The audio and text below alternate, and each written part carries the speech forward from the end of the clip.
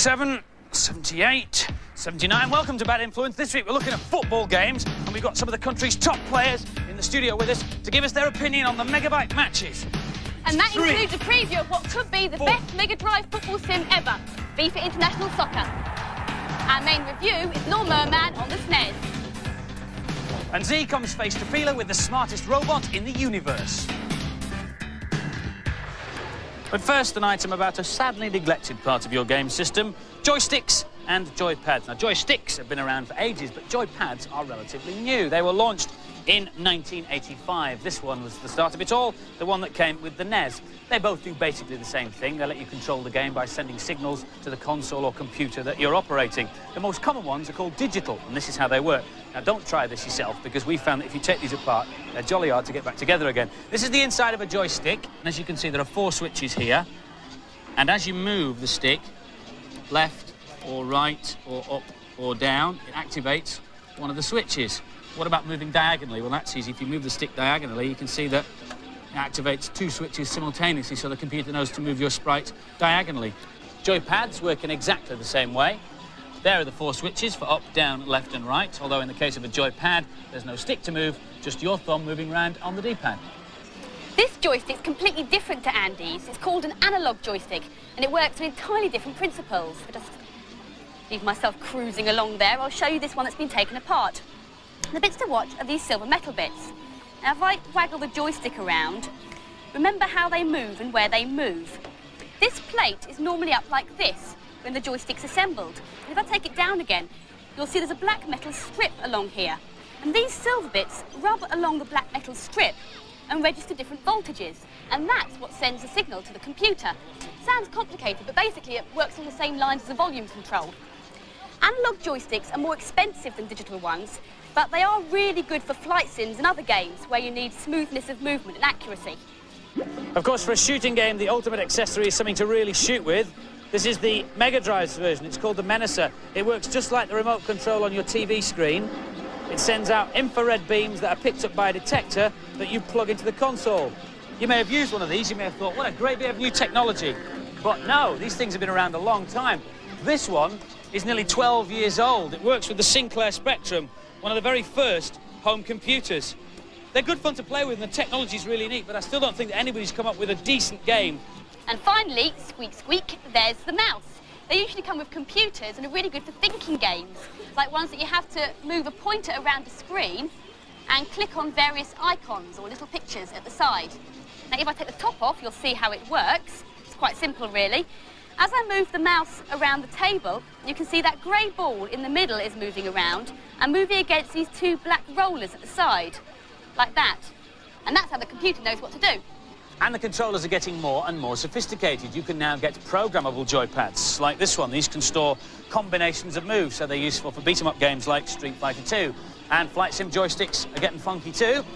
They range from things like this one, which is for like fighting games with the pop-up 5-button control cover, to this one, which is for more chug-along stuff like, I don't know, flying a 747 or something. Racing games have their own special controllers too. This is called the freewheel, and this has switches inside that detect your movement, and therefore how the car should respond on the screen. But the latest ones let you use your whole body. This one's called the Activator. It was tested by Z at a computer fair in January. It's just been launched in the States. It uses infrared beams to track your body movements. Mind you, I'm not sure Z's special moves are as frightening as Chun-Li's, are you? Our main review this week is Lawnmower Man on the SNES, the game based on the film that made virtual reality the talking point of last year. The game can't offer you real VR, but it does boast 5 different styles of gameplay and the chance to pit your wits against the evil Lawnmower Man. You can choose to play Dr. Angelo or his assistant. Their VR experiments have gone horribly wrong and turned a mild-mannered gardener into a raving cyber monster. It's out on the Game Boy and Mega Drive early next year, and this is what the handheld version looks like.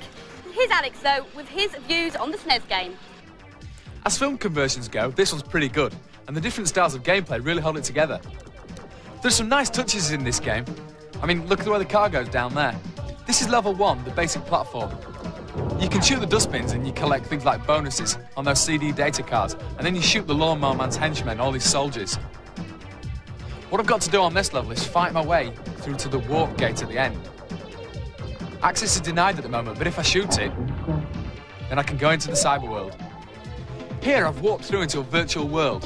What you've got to do is fly through the holes in the wall. It's quite hard though, because just one touch on the sides and you'll zap all the way back to the beginning. I think they could have put a bit more detail in. This is the level that really reminded me of the film.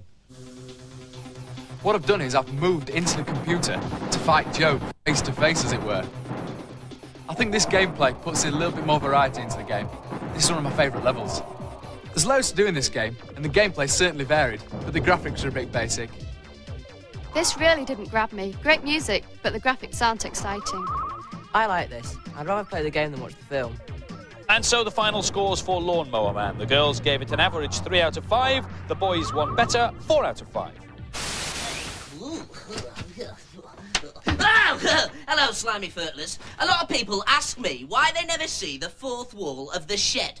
They see this wall, and they see this wall, and they see this wall, but they never see that wall. So, I borrowed a video camera so I can show you what it looks like. But first, a quick cheat for Cal Ripken's baseball on the SNES. First of all, select a team. So, San Francisco, yes. And then hold down L, R, and start.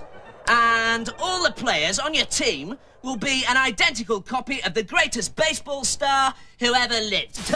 Right, now time for the fourth wall. Here we go then. There we are on the monitor. Interesting, eh? Right. There we go.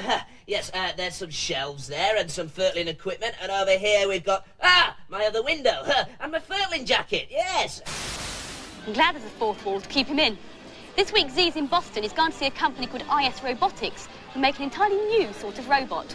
He starts his report, though, in the Boston Computer Museum. In the early days of robotics, scientists made robots in their own image and tried to copy some of the way we do things, like walking, for instance.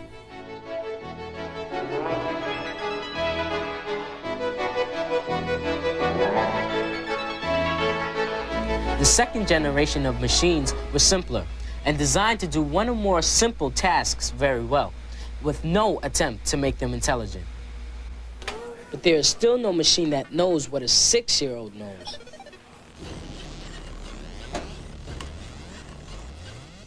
IS Robotics have been developing a different kind of robot, which looks more like an insect. Genghis has simple motivations. Just like an ant, he walks until he meets an obstacle, then tries to overcome it. Although he may not be much to look at, Genghis 2 is one of the most intelligent robots ever built. His brain is made up of 4 computers, which control all of his functions, including the 12 precise motors in his 6 legs. He knows where he is in his environment from a battery of sensors. He can pick up changes in the heat field to know where people and animals are. He has infrared sensors to pinpoint solid objects, and there are force sensors on his legs, which tell him when he's pushing hard against something. Not forgetting this, which tells him when he's on the level. But this is the clever bit. Because Genghis knows better than to keep making the same mistake, if he meets an obstacle, he is programmed to try and get out of trouble. If it senses obstacles within its antennas, it will reverse and go the other way. It can also sense objects with its legs. If a leg is stalled, on the next step, it will lift its leg higher, so it's able to climb over a higher obstacle.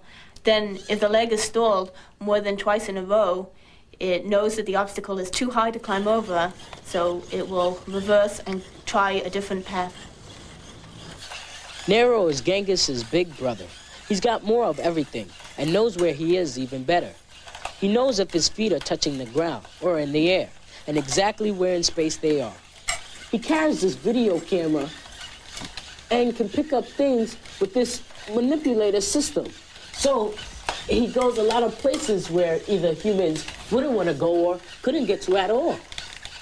IS Robotics would like to create autonomous robotic systems that can do things that humans shouldn't be doing. For example, going in and inspecting the welds in nuclear power plants. This is one of the most inhospitable places in the solar system, the planet Venus. It's just the sort of place that needs robots, and that's why characters like Genghis 2 and Nero are the subject of so much research. In 10 years' time, you might have similar but much smaller robots in your own home to run around and clean up after you. At least that's the plan, and it gets my vote. Now for this week's news and previews. Another scoop for Bad Influence. Here are the first pickies of what will undoubtedly be the big release of '94. Eternal Champions on the Mega Drive promised to be more than a match for Street Fighter II. The game features the 11 greatest fighters of all eternity who have one last chance to fight to regain the gift of life, due out in February. Blow away winter's icy chill with the strangely named Malibu Bikini Volleyball for the Lynx. You can choose from a range of sleek or hunky players. You can even hook up with another Lynx player for a head-to-head. It's out this month. There's a stunning new 3D game coming out for the CDI. Kether features detailed graphics as you fly through 5 ancient temples, testing your reflexes and speed. Each temple holds a different test. As you'd expect, this CD game's boasts brilliant music and loads of speech to really set the scene. Hello again, slimy furtlers. To be brilliant at video games, you have to make sure that you eat the right kind of foodstuffs. I've done a lot of research into foods that help you play. For example, for stamina, to keep you going through 17 levels or more, eat sunflower seeds. For hand-eye coordination, you must eat at least once a day mung beans, but only those grown on the south side of the Acapulco Mountains. I discovered this little level cheat for Jungle Strike on the Mega Drive after eating diced Chinese beetroot. All you have to do is enter the password N4FHVRWT7FT, and then when you start the game, you'll be on level 9 and you'll have exactly 12 lives. And now, to achieve the maximum rate of fire, eat these. This is me without sprouts. Like so. And this is me on sprout power.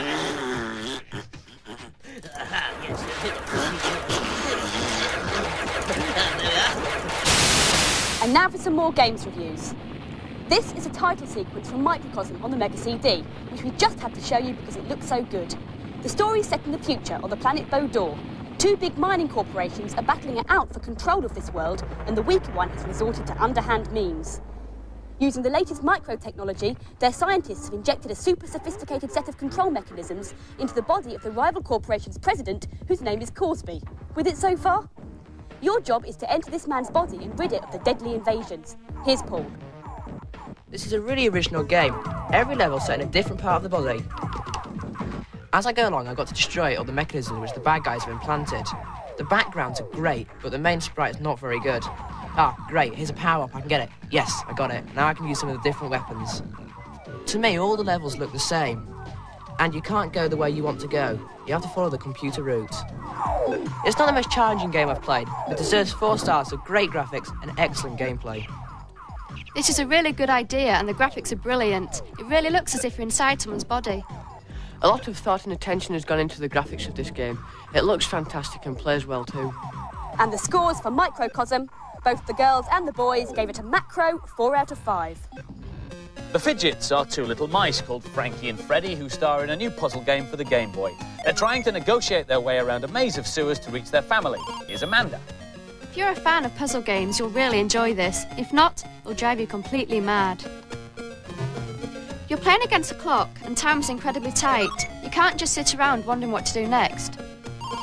Frankie is the big mouse who can jump, but Freddy can't, so Frankie has to get blocks for Freddy to jump from. The aim of the game is to find cheese, and both mice have to end the level together.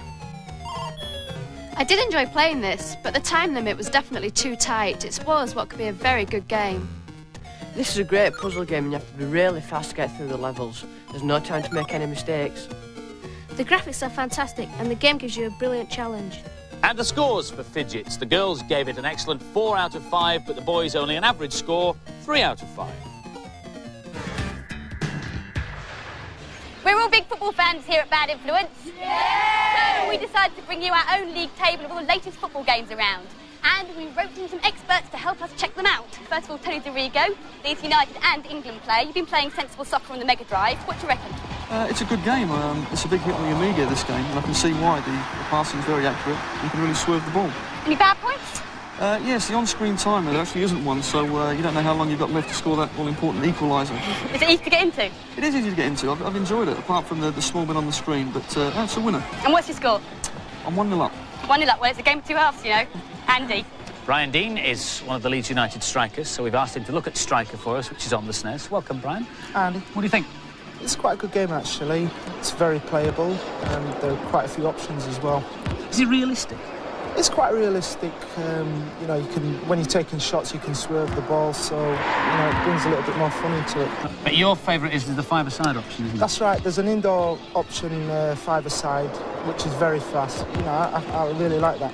OK, so as far as Striker's concerned, thumbs up for the five-a-side game. That's Striker on the SNES. Definitely. Let's move on, because you've also been looking at the modestly titled Manchester United Premier League champions. On the Amiga, we shan't discuss football allegiance. Let's talk about the game. It's really two games in one, this, isn't it? That's right, yeah. You've got the... I've just scored. Well done. You've got the arcade version, and you've also got a management side of it. So what's the object of the management game first? The object is to take your team from the bottom of the 4th division into the Premier League. Right. It's quite time-consuming, actually, but, you know, if you've got an afternoon to yourself, it can be quite enjoyable. OK, what about the actual football sim itself? The sprites are a little bit too blocky for me, you know, and also they're a little bit small. Seems quite quick, though. Yeah, it is. OK, thanks very much. Leeds full-back John Newson has been looking at the latest Game Boy footy game, Goal. What do you think of it? It's very hard to play, to be honest. You have difficulty to see the ball and the pitch because of the size of the screen. Why does it keep flicking to different views like that? That's when you kick the ball. A lot of the time it goes up in the air, and the angle of looking at the pitch changes, and it's really difficult to see where the ball's going to land. Now, you're playing a two-player against Jonathan with this Game Link, and Jonathan's got his own cartridge. Yeah, that's right, yeah. Is that fun? Yeah, it's a lot better than playing against a computer. I've never scored against a computer. At least when you play against each other, you know, you've got a bit of a chance. So. Well, I'll give you a chance to play another footy game to have a go at scoring over on the SNES. This is virtual soccer. What did you think of this one? This was very good, really. The picture spins around when you have a throw-in or a corner. Right. And it is a good game. It's just quite difficult to get into at first. There are different viewpoints for the pitch as well, aren't there? That's right. At the beginning of the game, there's a lot of menus where you can change the referee and the weather. So what do you think overall? It's good. It's hard to get into because it's very fast. So I think you need a lot of practice at it. Yeah, and of course one benefit of this one is that you can use the multi-tap, which means that 4 people can play at once. Another multi-tap game is the one everybody's talking about at the moment, which is FIFA International Soccer. Tony and I are playing England against America just at the moment, but we need a couple more players to make up our full international squad, so we'll get the lads in. Now, to understand who's controlling which, I'll just explain. The player nearest the ball is given a colour, and we all have a different colour. I'm yellow. Tony, what's you? Right, I'm the red. I'm blue. And I'm purple. All right, the expert's opinion. Tony, what do you think of FIFA? It's a great game, the best I've played for sure. I mean, the graphics are superb, and this is where the goalkeeper does acrobatic saves. That's you know, a winner, this one, for sure. It's pretty realistic, isn't it? It's very fast. It is, it's fast, and they can do everything. You can swerve the ball, and there's a lot of options in the game as well, which is good. OK, of all the games you've played this afternoon, which has been your favourite? Tony, we'll start with you. Oh, no contest. This one's a winner, FIFA. OK, Brian? Definitely this one. Definitely. John? Yeah, definitely FIFA. All right, well, lads, thanks very much indeed for coming in and playing the games for us and giving us the benefit of our expert opinions. So, thumbs up from the lads for FIFA International Soccer. But next week, it goes under the spotlight of our panel, and they give it a full review.